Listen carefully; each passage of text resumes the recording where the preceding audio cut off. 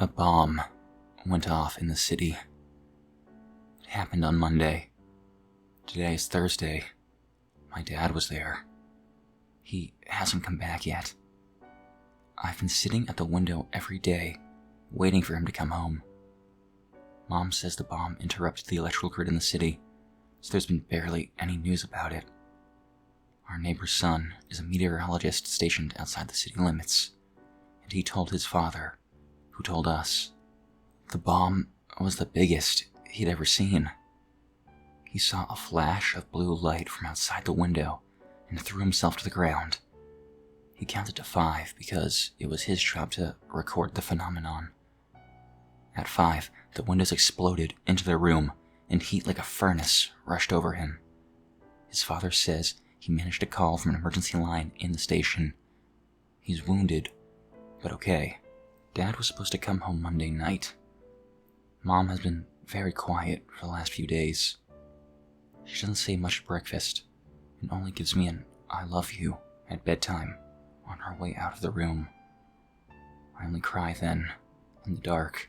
This morning, I stare out the window, hoping by some miracle I'd see him walking down the street and turn onto our walkway leading up to the house, smiling and waving at me. My heart leaps every time someone walks by. Mom comes in behind me. Go upstairs and get ready for school, please. I turn around in my chair. But staring out the window is not going to change anything. Now go. I leave the window, feeling as though he won't come home unless I was there watching for him. Every day it's gotten harder and harder to sit there at the window and watch. I have a need to run outside and look for him, to ask every person in every store if they've seen him anywhere at all, because I need him. I need him home to wake me up in the morning, to help me with my homework, and to tell me jokes at the dinner table, and be there for me when I need advice or just to talk, and not be crushed under a mountain of concrete with pulverized shoulders that used to hold me during parades and let me press my face into them when I needed to cry. I sob while I put my books into my bag, quietly, because I haven't heard Mom cry, and she won't hear me cry. The front door swings open from downstairs. Hello? For 3 days, I dreamed that voice. Dad! I half scream and rush to the landing, looking down over the banister through vision obscured by tears. He was looking up at me. I couldn't tell if he was smiling or not, but I rushed down the steps and toward him with a hysterical laugh of relief. I stopped dead when I came closer to him. His face was a deep red and covered in blisters.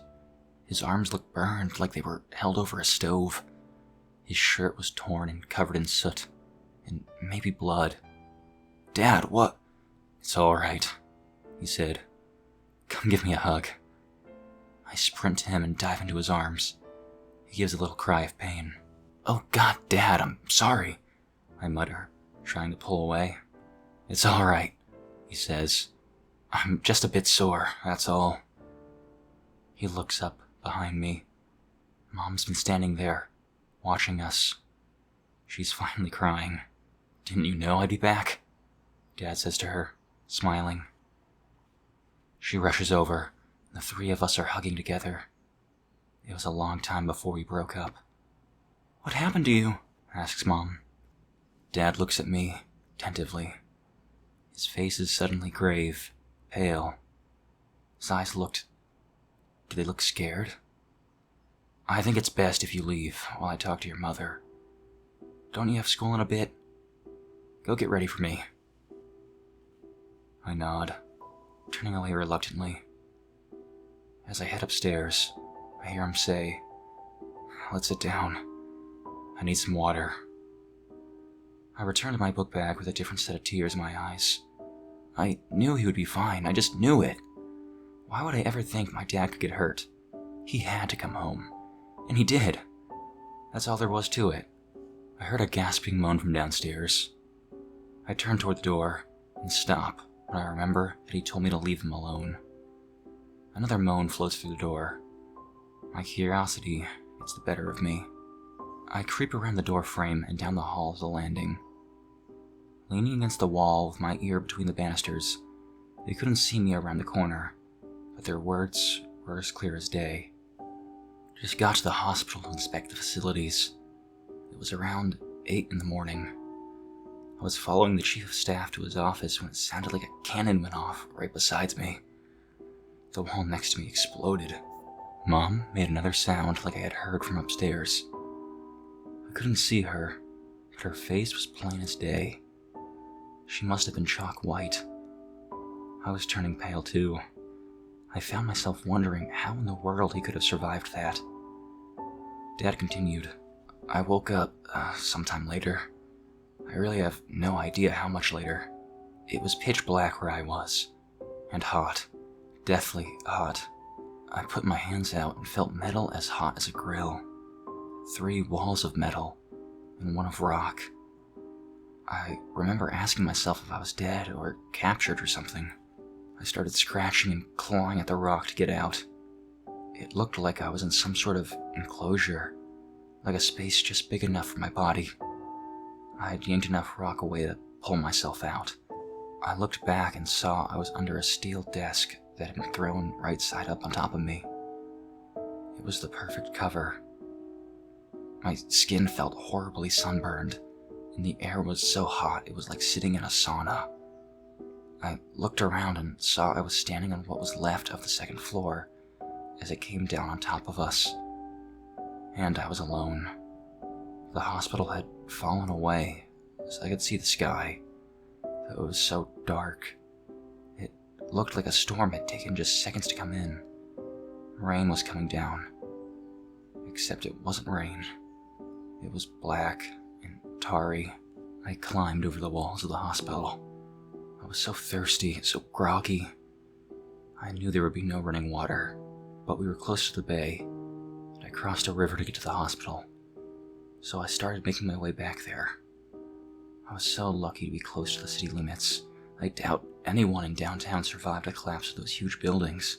But almost every building here was destroyed, and the ones that weren't were burning. At first, I didn't see a single person. Then, I came across a mother and her baby under an awning of concrete. It was hellish. The woman, her skin was peeling off in sheets. Her eyes were a bright gold white. They must have been bleached from looking at the explosion. Her baby was charred black. It looked rubbery in her arms. She was staring straight ahead. The skin hanging off her arms was translucent, like the wings of a fly. The shock on her face made me nauseous. I called out to her, but she didn't hear me. I doubted that she would. She was probably deaf from being outside for the blast. I closed my eyes. What he was saying scared me. I didn't want to be here, but I was frozen against the wall, helpless to hear. As I got closer to the riverside, I saw more and more people, some on their feet, some lying like rag dolls, some whose body parts were just barely sticking out of the rubble. The people on the ground were so burned they were swelling up. They looked like black rubber dolls. When I got to the river, He stopped, choking on his words. Mom was dead silent now. I could imagine her dread is keeping her from even moaning. My heart is hammering now. As I listen, I see with clarity the ghastly sights my father had seen. The images burned into my mind's eye. I saw hundreds, literally hundreds of corpses, covering the banks of the river, piled on top of one another, trying to get one last drink. There are corpses floating down the river too. I saw a woman pass who looked like she was wearing a long white cloth belt that was billowing out behind her. I got closer and realized it was her intestines, whitened by the water. On the other side of the river, there were these large mounds piled up against the ruined walls facing the explosion, and people were standing around them, pulling them apart. They were looking for their loved ones, inside mounds of human beings. I saw children there, on their knees, screaming into the mounds, "Daddy, are you in there? Mommy, please come out." I stood there, behind the bodies bordering the river like black and red sandbags, watching people float by, watching people dig into mountains of humans, watching people collapse where they stood, watching people with burst-out organs try and fit them back in, watching a man with eyes burned out of his head as he asked, "Is anyone there? Please kill me." I stood there under the gray sky, watching all this through smoke as black rain fell. And you know what I realized? I realized that, in all of my thoughts, all of my dreams of what hell might look like, I could never have imagined anything like this. I guess I didn't need to, though. Hell came to me. Hell came to Earth. I stood for a long, long time after that. My back was still against the wall.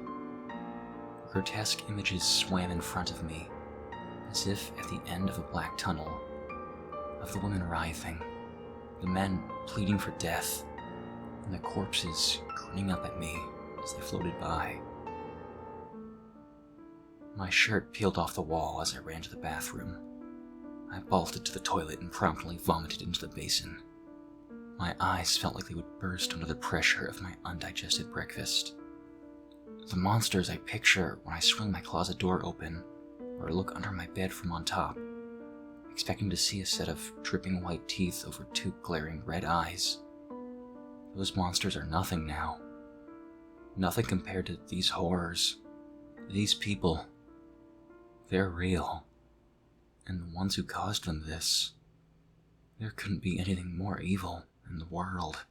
I kneeled, dazed, over the bowl for minutes. I came out of it only when Mom knocked on the door and told me in a quiet voice that I would be late for school if I didn't hurry. 35 minutes later, I was sitting in class before the teacher came in. Before I had left the house, I hugged my dad, who had fallen asleep on the couch where he sat. His face looked very lined, very tired under his blisters. He looked older. I hated thinking of him that way, but I couldn't stop myself. I came out of it slightly when the teacher came in at 11 o'clock, shushing the chatter in class. He wrote the month and the 9th on the board before turning to us. "Kids," he said, "I know things have been scary these last couple days, but we all need to remember to keep calm, okay? It's especially important to obey your curfews and not to cause a ruckus of any type. I'm talking, of course, about the incident that happened last night. It seems someone has defaced the school sign outside. You may have seen it on your way in this morning. Now, I hope the perpetrator is not part of my class, but if he or she is here, I ask that you come forward and confess. It doesn't have to be now, but it has to be today." I had seen the sign. The janitor was out there as we came in, scribbling at the sign. It was faint, but we could still see the word "sucks" underneath Nagasaki Elementary School. Outside the windows, a blue light explodes across the sky.